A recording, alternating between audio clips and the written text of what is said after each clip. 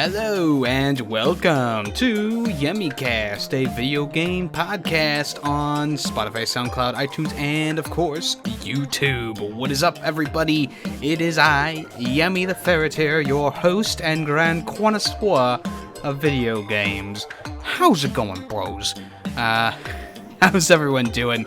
Thank you so much for coming to the podcast, whether it's at the premiere of the episode at 4 p.m. Eastern Time on Wednesdays or during the replay. Remember, the podcast is available on all other platforms on the same day, so if you missed the premiere or if you don't want to watch it on YouTube, just go on down to Spotify, go on down to SoundCloud, even hobble on over to iTunes, aka Apple Music.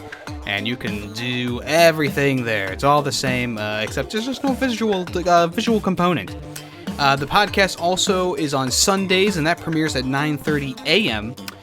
Eastern Time. So if you want to, you can check that out. Usually the weekend podcast has a little bit of a different vibe to it. You know, there's something different going on, not just news, but there's something else along with it. We got a lot of things to talk about today. E3 has wrapped up, of course. Last Sunday, I did my E3 wrap-up, so if you want to, you can go ahead and watch that.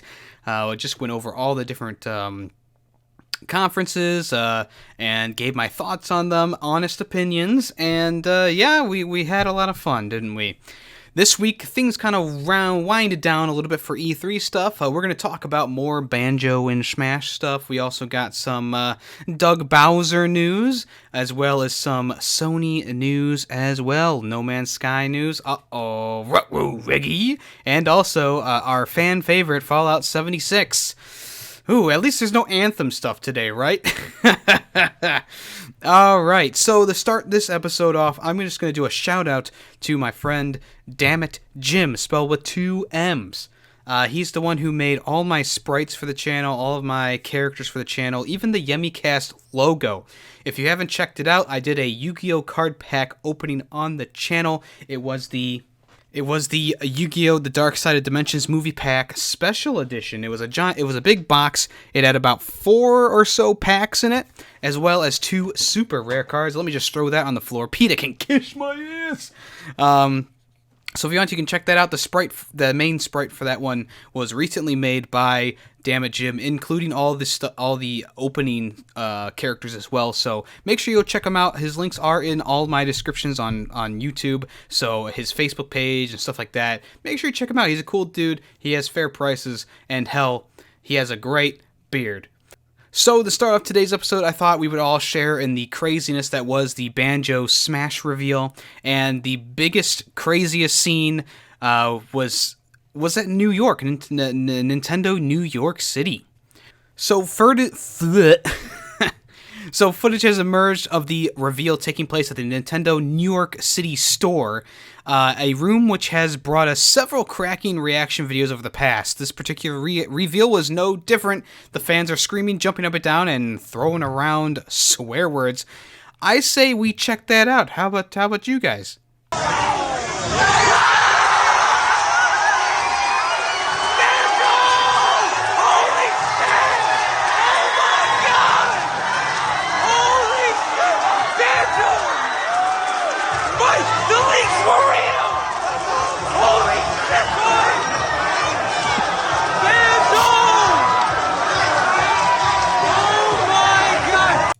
Man, it just gives you goosebumps to hear that reaction. Almost brings me the tears. But yeah, it was such a crazy thing going on. The New York, the building actually shook with how many people jumping up and down. It was crazy. This was probably one of the most excited crowds there. But yeah, definitely hearing them go all crazy. Dang, that just gives you it just gives you chills, it just gives you chills. So yeah, the Banjo for Smash, that has been a Twitter trend for a long time, and finally Banjo Kazooie are in Smash, as I reported in the last episode. But the people reacting to it is crazy. People jumping up and down. It's amazing.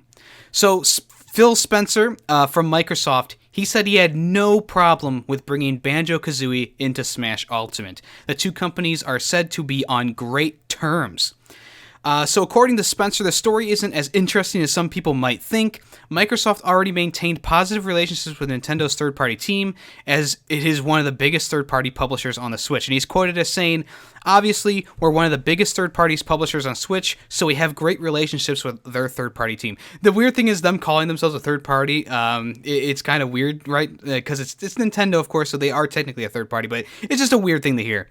Anyways, he continues to say, and you've seen the ambition they've had with every character that's been in Smash and even more, so it was kind of a part of the partnership relationship we have with them. There wasn't any kind of CEO thing happening. People have asked me on social media, I'm sure that you've seen that over the many years, would I have welcomed the idea of Banjo and Smash, and I've always said that I'm open to that. The reason it's not some interesting deep conversation is because with us owning Rare and the history between the two things, there are a lot of conversations over the years that, hey, we want to do X, is that okay? So yeah, apparently it was just an easy, smooth transition. They gladly handed over the rights to the character for the Smash reveal, and it's worth it. It's so worth it to give everyone this amazing thing happening. I mean, Banjo has been a contender for Smash Bros. Since Melee. Remember that Banjo Kazooie started on the N64 with Banjo Kazooie. It also had Banjo Tooie on there, and then something strange happened. And once Microsoft took over Rare, they published Banjo Kazooie Nuts and Bolts on the Xbox 360, and it was a shell of a game. It seemed like almost an uncompleted game. It also was just like weird. It was very weird. I haven't gotten around to playing it again. I'm sure that I will eventually, but from what I remember, the game was just awful. JonTron also has a really funny and good video about Banjo-Kazooie Nuts and Bolts, which has been showing up in my recommended for a few days now because of all this Banjo hype. So yeah, cool stuff for this. It's nice to hear that these two companies are on such good terms that they can just go, hey, how about we do a little deal? And they're like, yeah, sure. Like, they don't have to haggle or anything. Well, maybe they do. Maybe Super Lucky's Tale is on the Nintendo Switch simply because they handed over the license to Banjo. The weird thing about this relationship, though, is that it seems very one way. Nintendo gets all of they get the Smash characters, they got these games coming to the system, Xbox Live will run on Switch, and the Xbox, they're like, hey, can we use some Nintendo characters? Hey, can we get a game? And Nintendo's like, no. No.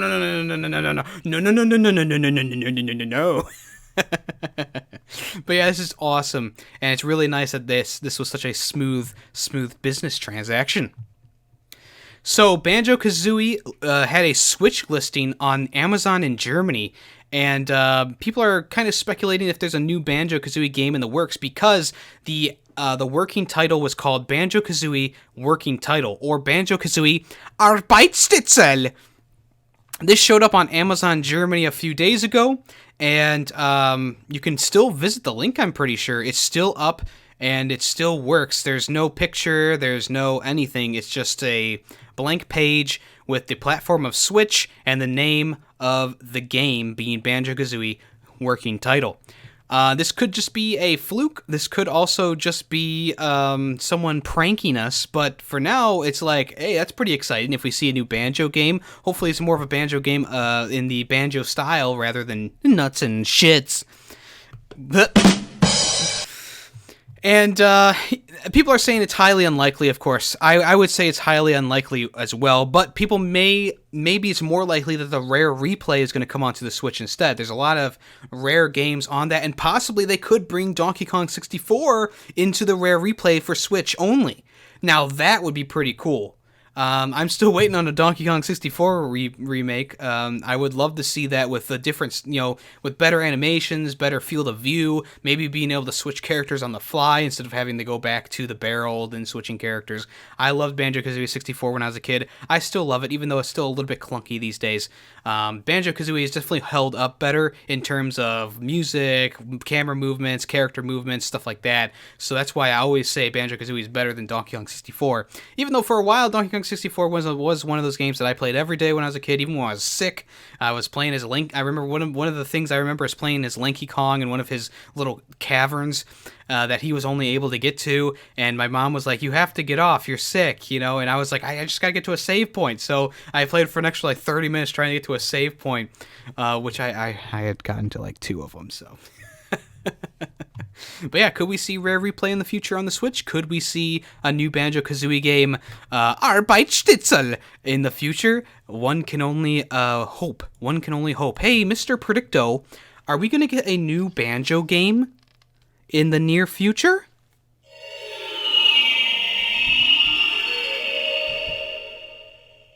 The answer is unclear. Oh. Try again. Try again. I ain't gonna try. I'm not gonna waste your time. But hey, the answer is unclear, so it's up in the air. It's definitely up in the air. Next up, the Cadence of Hyrule guitarist and Grant Kirkhope combined for an epic Banjo Kazooie collaboration video. After all the hype was going on, they decided to get together and do a dueling guitar battle based on Banjo Kazooie songs.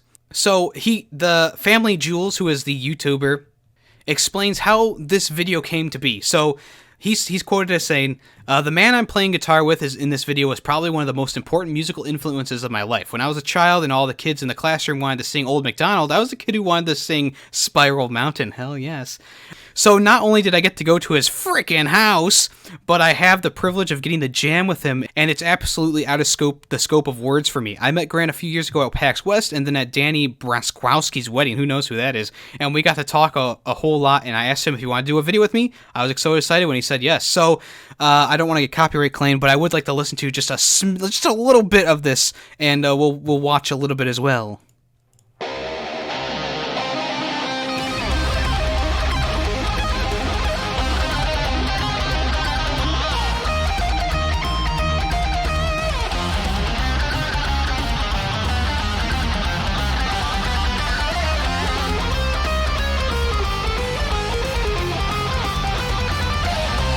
Wow, that is so good. If you want to watch the whole video, it'll be linked in the description below. Please, please, please go on to this channel, listen to this song, and give it a like. Give it a like for the old Yemster. Banjo Kazooie, just like for this guy, was a huge part of my life. And you know what? Hearing the song like this, it's another one of those goosebump videos. How many more videos are we going to watch during this podcast, Yemmy? Probably one more. So yeah, that's all the Banjo Kazooie news we have for today. Lots of cool stuff on the horizon. I cannot wait for Banjo Kazooie and Smash coming later this year. Really epic, guys. Really epic.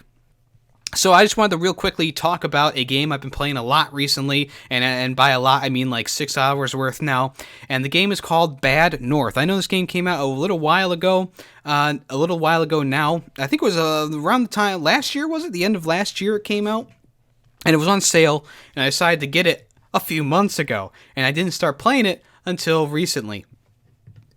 Bad North is a real-time strategy game where you control up to 4 different units on this island thing, and it's a 3D environment, so you can turn around the whole island. That's the whole battlefield, is just this island, and it has different layers and stuff like that. There are 3 different unit types you can use yourself. There's the swordmen, the spearmen, and the archers, and each one can be ranked up depending on how many houses you save on the island. There's usually about four or five houses of varying sizes. The bigger the house, the more coins you get. So the biggest house will give you 3, medium houses give you 2, and then small ones give you 1 coin. And then you can deal out how many coins you want to go to each one, and then you can use the coins to upgrade their attack up to 2 times. You can put on special abilities when the ones that you find during playing the game. You can upgrade the troops to have a special ability like 3 more men. Then you can upgrade that as well. Or there's one that's called Warhorn, where you can automatically get more troops. If you lose troops, you can just call the new reinforcements in. And then there's also a bomb. There's also an arrow attack for the archers as well. It's a really, really fun game. It does get a little bit monotonous after a while because it is a lot of the same thing. Once you learn the enemy types, you can kind of deal with them very, very easily. The strongest troops you have, you'll always put them on the field first. But like I said, you can only have 4 troops on the field. Some islands give you new troops, and then also some islands will give you the special items, like I said before. The map also goes away each turn, so it goes away a little bit for each turn. So if there's an island with a new troop or an island with an item, you have to kind of choose between the two routes. Which one would you rather do? Because it does follow you along quite nicely, quite fast. But you can split your troops up. So if you have 3 troops go to this island, 3 troops go to that island, you should be good on both islands in the early stages. But towards the end of the game, I was just going one at a time. I was putting my best troops out there, and I was just getting through the levels the best way I could. You can have like up to like, I think it's like up to 8 different troops at your command, but like I said, you can only put 4 of them on the field at the same time. And once those 4 are on the field, they get exhausted and they can't fight again until you press the next turn button. The hordes of enemies that come at you, there's lots of different enemy types. There's regular swordsmen, there's archers, there's armored dudes with swords. There's armored dudes with pretty much like crossbow launchers. There's also shielded enemies and like I guess you would call them like berserker enemies. They throw axes and when they get off their boat, and they have bigger shields. And then there's like these guys who are just crazy. They're kind of like the Scots. They kind of remind me of like a Scots type troop. They're crazy. They're all over the place. They're really fast. They have a shield. And there's specific ally types that work better against them. So like, use spearmen to go up against shielded guys and the armored guys. Use regular swordmen to go after the berserker guys and the regular troops. Always get an archer troop in there to pepper the enemies before they get in, etc., etc. I love this game. It is really, really fun. There's not much to do in it. There's only the single player mode where you go from island to island, defending against waves of enemies and collecting coins. That's pretty much the only thing you can do in the game right now. So I would really recommend getting this on a sale, but it's still a really, really good game, and it works really, really well on the PC. I don't know about the PS4 version or the Xbox One version because I haven't bought it on those platforms, of course. But I could see how using a controller with this game would be a little bit, it'd be a little bit of a handicap, So I would suggest checking out Bad North. It's a really cool game. The art style is really, really, really nice. The gameplay feels so good. Like I said, it's a real-time strategy game. The troops, the enemies, the environments are so well done. It's such a beautiful, beautiful game. It's a gem. It really is a gem, I would say. I've played, like I said, I've gone through the campaign once now, and I just started another playthrough. So I'll definitely be playing more and more of this game. I don't know for how long though, because like I said, it does get a little monotonous after a while. It is a lot of the same, kind of like hopping from island to island, but the islands are randomly generated. They're not the same every time you go after them. And of course, the items and new troops are random as well, going across the battlefield. So that's a nice part of the game.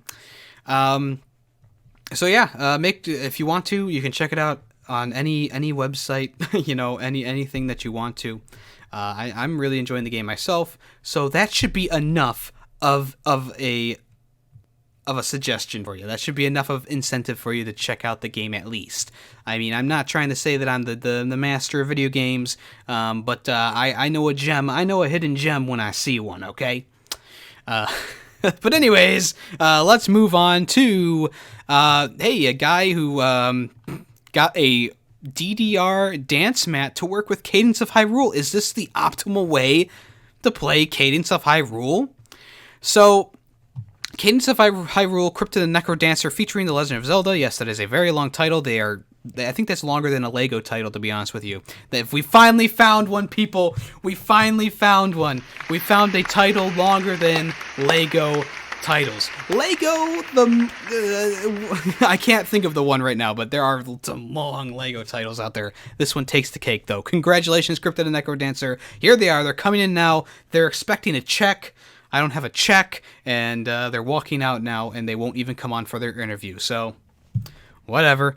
All right, see you guys. Anyways, so a person on Twitter named Jean-Luc Sipke, at Jean-Luc Sipke. Oh, Jesus, that's a weird name. The video that he posted shows him using a DDR dance mat to play Crypt of the Necrodancer. So it's a very interesting way to play it. I mean, who knows if it's the optimal way, but it might be fun, even though you're pretty much only pressing one button at a time and all that.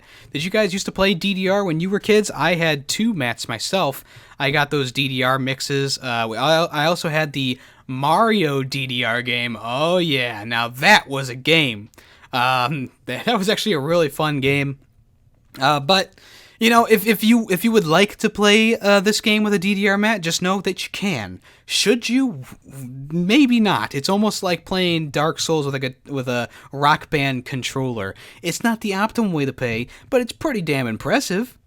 So Ubisoft is happy and proud to be the last game on the Wii with Just Dance 2020. As I said last time, Just Dance 2020, it had Wii on it, but not Wii U. So they were speaking to The Telegraph, which is a online news organization. Ubisoft EMEA Executive Director Alian Kaur says that the company is happy to be the last soldier standing on the Wii. I think we are the last soldier standing. We are the last game on the Wii, and we are happy about that, as there are still a lot of people wanting to play it there. Now we see they are going to the Switch, and at the end of the year, Just Dance 2020 will be one of the best games on the Switch because there are more and more families playing on it. Okay, geez, get some lube before you jack yourself off there. I don't think it's going to be the best game on the Switch. Okay, that's a bold statement there. I just think that. You know, yes, there are a lot of people still on the Wii. Yes, you are a company who is putting out a game on the Wii after it's kind of been a dead console for a while now. Congratulations. Of course, there probably won't be any DLC for the Wii version or anything like that. And like I said, the Wii U there is no Wii U version. It's just Wii. I'm sure there's people who are excited about this because, you know, the Wii is still a pretty, it's a good console. I mean, even though it uses motion controls for literally every single game, it's still a good console, and there's still a lot of enjoyable games on there. So yeah, if you want to play Just Dance 2020, damn, you might as well.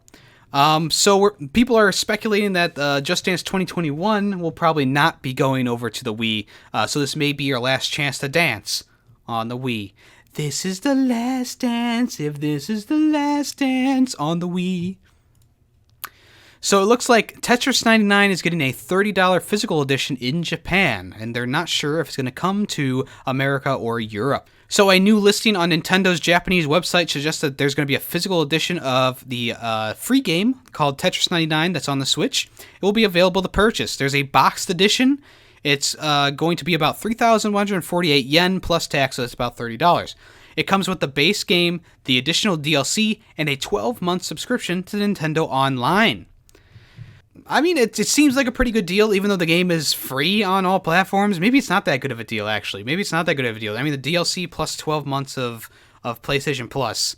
I don't know. This might not be a good deal for people. I mean, collectors, you may, if you're a collector out there, this may be something that you might want to pick up just because it's something special. But I don't know, man. I don't know. I mean, you have to pay $10 to play the game without other people. So might as well just do that. So yeah, if you want to, if you live in Japan and you want to, and you're for some reason listening to me talk, you can now pre-order it. Dr. Mario World for mobile devices is coming July 10th, and you can also pre-register now. So, in February, Nintendo revealed Dr. Mario would be coming as a free-to-download game on mobile devices later this year, and now that E3 is come and gone, the Japanese company has revealed that the first game footage and announced that Dr. Mario World will be released worldwide for both Android and iOS next month on the 10th of July. This game plays a little bit different from the others in the series. It'll mix things up by adding new doctors with special skills and include helpful items such as Koopa shells to certain puzzles. To start, there'll be a total of 5 worlds to play through, and more areas will be added on over time. Diamonds allow players to spend real money and can be used to continue levels, obtain items, and restore stamina. Oh boy! Is this going to be another pay-to-win type game? I certainly hope not. So, the official induction trailer reads, match capsules with viruses and watch them disappear. Simply match 3 objects of the same color vertically horizontally to clear them. Take your time because each puzzling stage's configuration of viruses must be cleared using a limited number of capsules. So it's pretty much Candy Crush with Dr. Mario. A colorful cast of viruses has Dr. Mario's world in panic. Dr. Mario and friends have to put on lab coats and grab capsules. Now they're ready to eliminate those unruly viruses. Hundreds of stages over many different worlds need saving. You're not in this alone. Send and receive stamina, giving hearts to use in stage mode, then show off your puzzle-solving progress in versus mode. You can challenge others to a one-on-one showdown. So this is almost like the WiiWare game that came out not too long ago, which was pretty competent. It was actually Dr. Mario. This is definitely something different, of course. So yeah, will you be downloading the Dr. Mario game? Let me know in the comments below. Alright, so our boy, Doug Bowser, was presented with his very own custom-made amiibo at E3 2019. The Nintendo DIY expert Gandra Chris has welcomed Doug Bowser into his new role of Nintendo America's president by presenting him with his very own custom amiibo last week at E3. If this name rings a bell, she has also given Miis to previous people, such as Satoru Iwata. She also made a Bowsette amiibo, and she also gave Reggie Fils-Aimé his own custom-made amiibo as well. So his amiibo includes a spiny shell, a mushroom, and what appears to be Bowser's wedding hat from Super Mario Odyssey. So this is pretty cool. There's a video online as well. She is definitely good at making these DIY type things. Her amiibos are pretty cool. She made a whole video detailing her experience and how she came to be making this and how it all gets put together. So definitely check that out. Alright, so you can now pre-order the Zelda Link's Awakening amiibo right now. Right now. Do it right now, guys.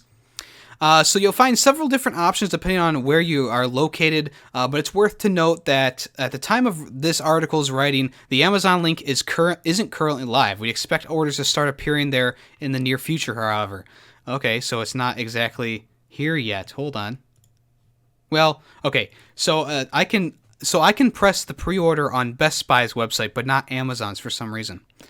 So just remember that also there is going to be a limited edition release with a little variation across Europe and North America if you want to. So yeah, there you go. Link's Awakening amiibo. Looks pretty good. Looks a little bit shiny. Remember there was a Mario like 10th anniversary or 100th. What? How many years was it? I don't even remember. We'll just say the Mario Anniversary amiibo, which was him in 2D pixels, which was pretty nice. I don't know if I've already talked about this, but the Super Mario Maker 2 file size and a few other details have been revealed, along with its store page opening up. So Super Mario Maker 2 will be available in about 9 days from the time of the release of this podcast. It's the 28th of June, and it's literally just around the corner. The Nintendo eShop listing for the game has now updated to reveal its file size, and it's going to be about 2.8 gigabytes of space. Other details confirmed by the listing show that the game will support Japanese, English, Spanish, French, German, Italian, Dutch, Russian, Korean, and Chinese languages. It will also support cloud saves, all playstyles, and the Pro Controller. And that it will support 2 to 4 players both via online and local wireless, as well as 1 player when playing alone, of course.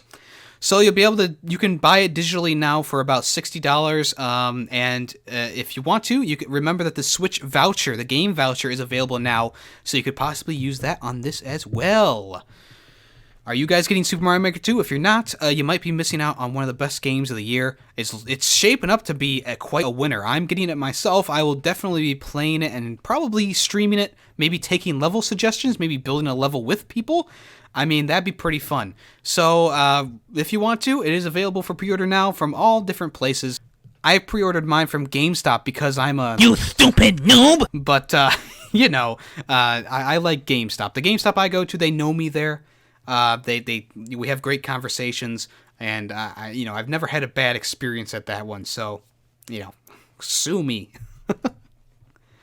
So, a lawsuit has been filed against Pokemon Go hackers that have been helping players to cheat.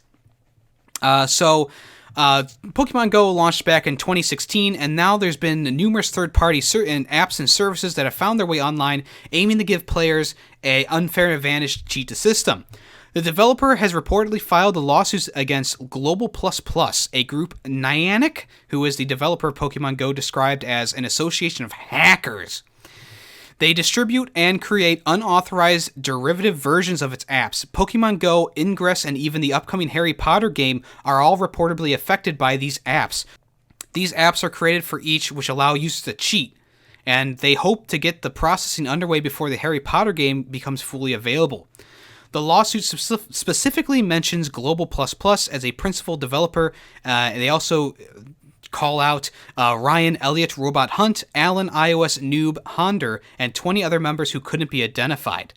The statement says, among other things, defendants' schemes undermine the integrity of the gaming experience for legitimate players, diminishing euphemism for a Niantic's game, and, in some cases, driving players away from Niantic's game altogether. Defendants' schemes therefore damage Niantic's reputation and goodwill and interfere with Niantic's business. On information and belief, defendants have sold subscriptions to their cheating programs to hundreds of thousands of users, reaping massive profits. So they might have a really good case here, especially if these third-party apps are, in fact, getting paid to do these things. I think they have a platform here, and I think that this case is pretty cut and dry, but we will see what happens when it goes through the legal system. So the former Epic Games director says he tried to axe Fortnite. He tried to take it down. In a interview with Game Informer, the Game Informer show podcast at E3, Ferguson, who is now the head of the coalition, who is behind the Gears of War series now, explained how he tried to cancel Fortnite before he departed Epic Games, and he revealed that the game wouldn't have passed back then with his own standards. He says that if I stayed at Epic, I would have canceled Fortnite. Before I left, I tried to cancel Fortnite. When it was Save the World, that was a project that had some challenges. As the director of production at the time, that game would not have passed my bar for something we should have continued to keep going. Ferguson's claims to have not lost any sleep over the game's success, and also reassured Game Informer he was super happy for Epic Games. This is interesting because just think about a world without Fortnite for a second. We lose all the Fortnite dances, Epic Games doesn't get as big as they did, etc., etc. Now, like I've always said, and I will keep saying, the single-player version of Fortnite, the Save the World stuff, is ass, okay? It is really unfun, and that's the paid part of the game. And then they released the Battle Royale mode, of course, and that's what skyrocketed the game, making the Battle Royale free and the rest of the game paid. How many people here, raise your hands, everyone, who here bought the full version of Fortnite with the Save the World expansion? Yeah, that's what I thought. Not that many people have done it. I've watched people play it on stream, like... I'm not going to say their names, of course, but I've watched people play it on stream, and it just does not look fun at all to me.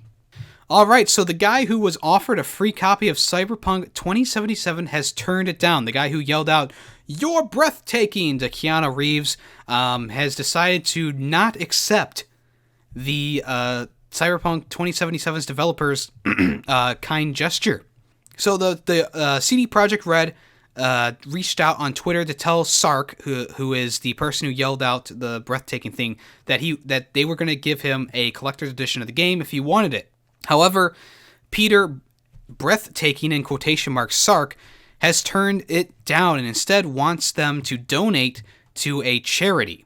So Cyberpunk 2077's Twitter added him saying, "Hey, so what about leaving you breathless again by sending you a collector's edition next year?" Peter, who is at Peter the Leader on Twitter, said, "That would be awesome, but how about donating a go-kart through Games Outreach to a children's hospital instead? That would be #breathtaking." It's a nice gesture of him to not accept the collector's edition. A go-kart to a children's hospital, though, that seems a little dangerous to me. I don't know about you guys. Maybe if it's an electric one. Let's get an electric go-kart or something like that. That would be pretty cool. So this is a nice gesture by Peter. Obviously, he's trying to, get something good for a children's hospital instead of taking something for himself. Something that, to be honest with you, probably doesn't deserve a collector's edition. Yes, it spawned some memes. Yes, it was a big part of E3. Everyone's saying, "You're breathtaking," to Keanu Reeves now, of course. But, whatever. I mean, me personally, would I have taken the collector's edition? I mean, I'm a self-centered asshole. I probably would have, to be honest with you. But, this is nice of him to do and really shows how good humanity can be. So even though Sony didn't go to E3, Sony was the third most popular publisher at E3 despite not being there. I didn't say that right. So even though Sony wasn't at E3, they were the third most popular publisher there. So Hollywood Reporter revealed that the Japanese giant Sony has made it onto the podium alongside Xbox in second and Nintendo in first. So they're third place. Well, that's crazy. It can be chalked up to probably all the PS4 content that will be coming to the PlayStation 4 that was shown off, like Marvel's Avengers, Cyberpunk, etc., etc. Sony came out and said that they didn't have enough stuff for E3 this year. They didn't have anything. That's why they've been doing the state of plays, just to get out a few little chunks of information. Now, do they need to have a huge press conference? No, they could do something like Devolver Digital or something like that. Make it a little bit like a 40-minute presentation. Don't worry about all the flair and the fluff. Just get some games out there. But that they didn't want to do that. Obviously, they're holding back. They want to reveal the PS5 either at the PlayStation Expo this year or maybe E3 next year. So yeah, it's kind of weird that they got third place even though they weren't even there. And I guess it was an okay idea for them not to show up. Maybe they should have, though, just to kind of have a presence there at least. So more CG Projekt Red news. They are focused on current gen for Cyberpunk 2077, and they said a PS5 version is a maybe. It's a maybe. It's not in our area of interest right now, they're quoted as saying. So speaking to Shack News at E3, senior level designer Miles Tost, I like that name, Miles Tost, makes it clear that the focus is right now on getting the announced versions right. Currently, we're focused on current gen consoles and PC. It's the same with the next gen consoles. We'll look at it and go, maybe, but it's not our area of interest right now. Toss continued later in the interview explaining that CG Projekt Red is keeping up to date with next gen, but that it will cross that bridge when it comes out. Of course, we are looking at what is happening in the games industry because we are part of it, and we need to always look forward, but at the same time, we are a studio that really focuses on the work we're doing now. So it's our full attention on the current gen consoles and PC. Who knows? When the time comes for next gen, maybe. But until Cyberpunk 2077 launches in April 2020, we have things to do. I would not be surprised if Cyberpunk 2077 came to both PS5 and Xbox Scarlet on release with enhanced graphics and stuff like that. I would not be surprised one bit. Am I excited for Cyberpunk 2077? Yes, of course. It looks really, really good. Even though I wasn't a huge fan of the Witcher series, I think this is more my style. I like sci-fi stuff, and this is looking to be very sci-fi, if you didn't see any of the trailers yet. Alright, so the Mortal Kombat 11 Combat League is bringing seasonal ranked mode that is going to give you some goodies, some rewards. The Mortal Kombat X had the same kind of system that was it was almost like a monthly cycle. You would join you would join a group and you would battle for them, and whoever won got the better loot. But in a free update, players will be able to compete in seasonal ranked online play. Each season will last 4 weeks, and during that time, you'll be able to climb 9 tiers as you duke it out online with online opponents. For each unlocked rank, you'll earn yourself various in-game rewards like cosmetic outfits. There will also be daily and seasonal quests to take part in, which will also offer up some prizes. A new season starts as soon as the last one ends, so you'll always have the chance to improve your rank. And that came out today, Tuesday, so that cool stuff. I like free updates to games. I liked Mortal Kombat X's style. It was like what's the best clan out there. This one's a little bit more personal though. Gives you a little bit more of a chance to win cool rewards, reap the benefits. I'm guessing they're going to be giving out a lot of combat coins. Or is it combat coins? I think it is combat coins.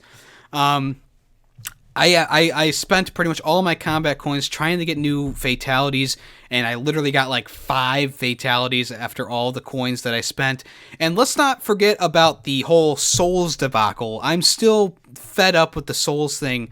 In the crypt, there's like this bridge you can unlock, and you pay like 2,000 souls to unlock it, and there's literally one chest at the end of it. I was like, what the fuck? I spent all those souls, all of them, every single one, on that bridge. So now I have to slowly get my souls back up so I can unlock more things with the souls. And also there's like a koi pond, that has a little sparkly soul thing on it as well. I'm pretty much done with the crypt. I mean, I have unlocked all the chests, all the chests that are worth a shit in there. I've gotten all the equipment and stuff like that. People who like Ermac don't play the crypt because he takes a little slip and he gets impaled on a spike. But it gives you the power to take souls. Congratulations. What are your thoughts on the Mortal Kombat 11 crypt? I'm not impressed with the crypt, but I'm still impressed with the game. I still like playing the game, and I think I'm starting to get pretty good at the game, huh? I got my Baraka and Kano combos. I'm getting them down. If you've ever seen the Nerf series by I don't remember what their name is right now. It's a really nice series, and it's really funny and really enjoyable to watch. So I would suggest tuning into that if you want to. All right, so the creators of Cyberpunk 2077. Yes, I've put these in the wrong order. I'm sorry, people. I should have grouped all the Cyberpunk stuff together. But they're saying don't buy the badass E3 jacket on eBay. Right now, it's selling for about $450 on eBay. And they're saying don't go on there and buy the inflated prices because we're going to be releasing the jackets ourselves on our own site for not even a quarter of the price that it is selling for right now. The jacket is really cool. Hideo Kojima got a free jacket himself.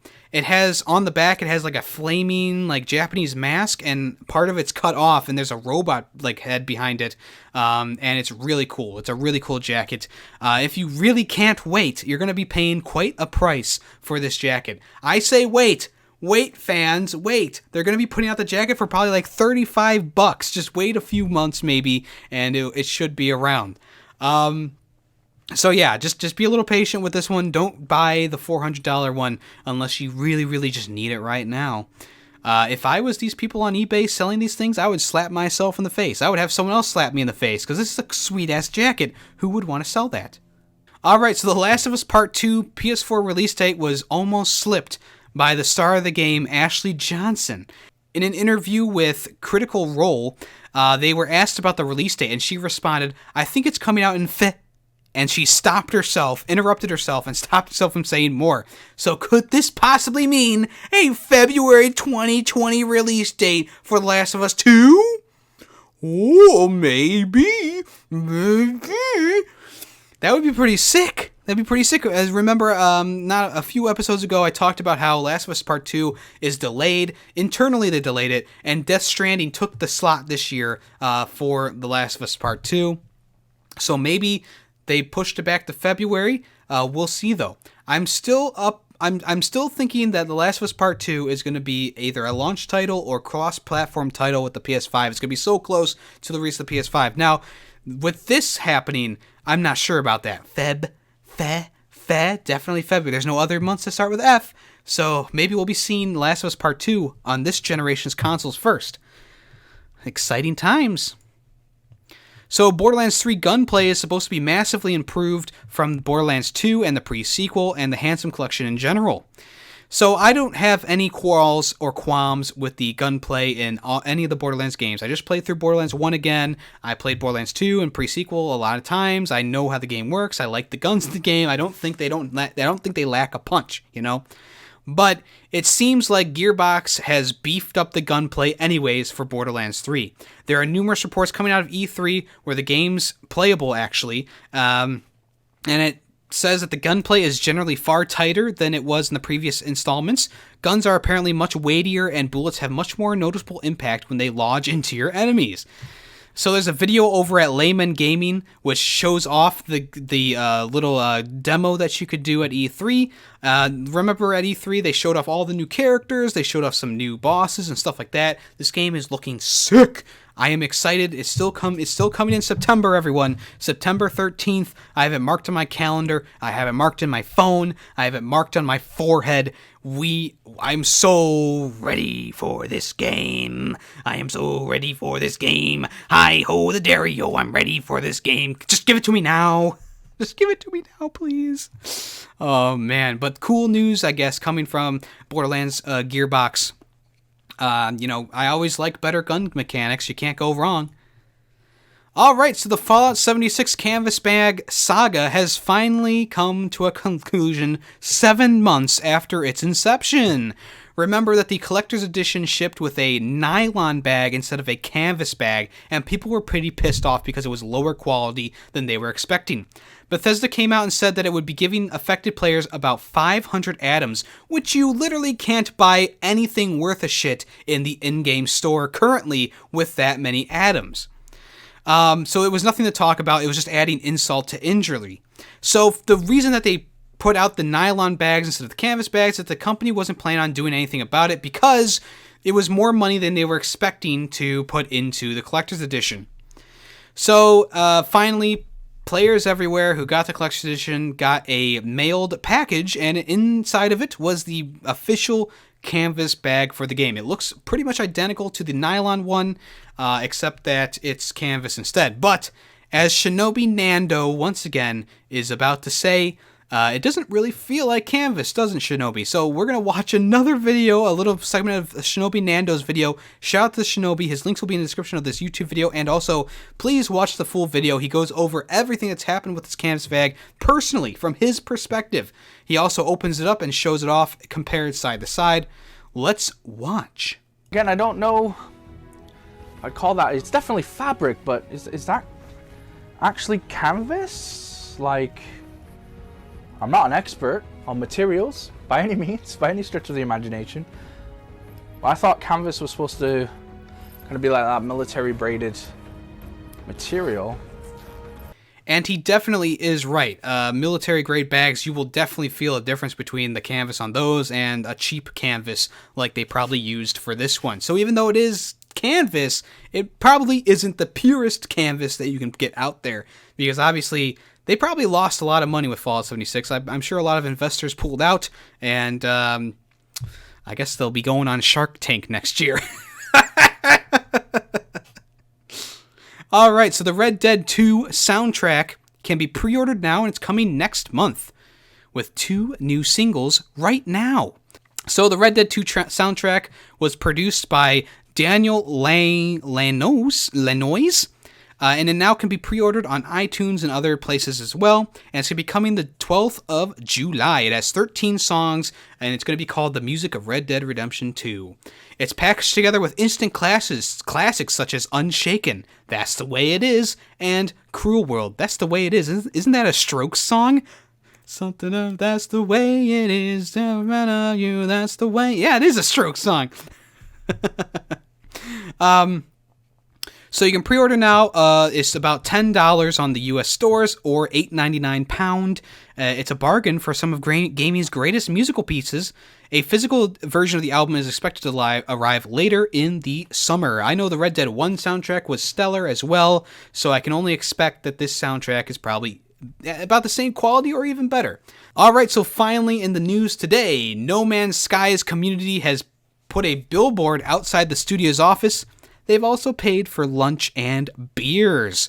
So in a crowdfunding campaign, the community at Our No Man's Sky the Game raised over $2,000 on GoFundMe, and it was to pay for a billboard outside the studio along with lunch and beer. According to the fundraiser page, the billboard is within walking distance of the developer's office in Guildford, England.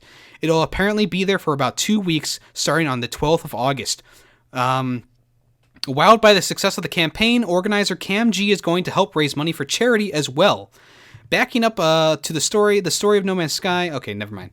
So yeah, No Man's Sky has been a bit of a rocky game, but I'm sure that anyone who is a fan of No Man's Sky will thank the developers a lot, because they put so much work into the post-launch stuff on this game. It's literally a new game right now. I've watched people play it on stream, just like with Fortnite, and you can definitely see that there are changes to the game. Now, me personally, I still don't think I'm going to go back to it.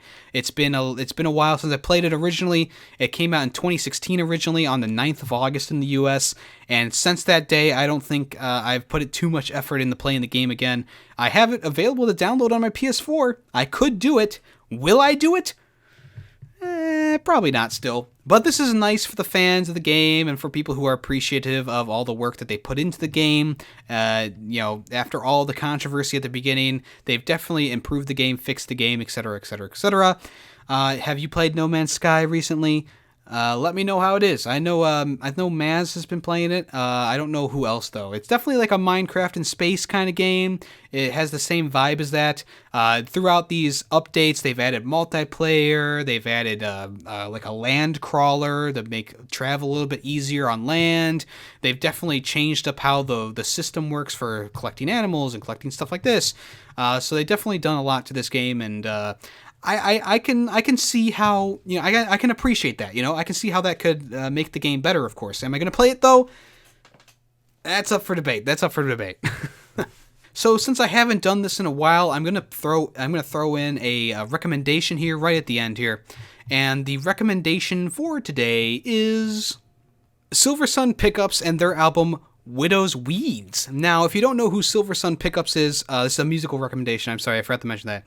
Silversun Pickups has put out great songs like Lazy Eye, Panic Switch, and all that stuff. I really enjoyed their first two albums, and this one definitely has a different vibe to it. It's a little bit more poppy, has a different vocal quality to it. It's not as high-pitched as the other ones. I still love the Silversun Pickups, even though I didn't really enjoy... they have one album that I just don't really like at all, but... this new album has some great jams on it, has some good songs on it, and I would definitely recommend you to give it a listen. It's different from the other stuff they put out. So if you think that the other stuff is a little bit too hipster for you, this album definitely sings a different tune. They have a nice work of using synth stuff, guitar work, vocal work, stuff like that. It's definitely an album that I can listen to just while having a lazy day. You know, it's easy going. It's not screamo or anything like that, like I usually suggest. I've been trying to put in some different stuff. So if you want to, Widow's Weeds is out now. It came out June 9th. It's a pretty good album. The album artwork will be right about here. If you want to, check it out. Check it out. All right. Well, it's time to end the podcast here. Thank you so much for listening. As always, I am Yemmy the Ferret. I work on the podcast. It takes me pretty much a day's worth of work to put this up. So I really appreciate anyone who comments, likes the video, subscribes to the channel, all that stuff. I always appreciate you, no matter which platform you're listening on, YouTube, Spotify, SoundCloud, iTunes, Apple Music, who cares? I love you all the same. So if you're here for the premiere, I appreciate you too. Thank you for coming by and listening. I hope you guys have a great rest of your day, and everyone else who's listening to this as well. I hope your day is going fine. I am your host, Yemmy the Ferret, and this has been another episode of YemmyCast, a video game podcast.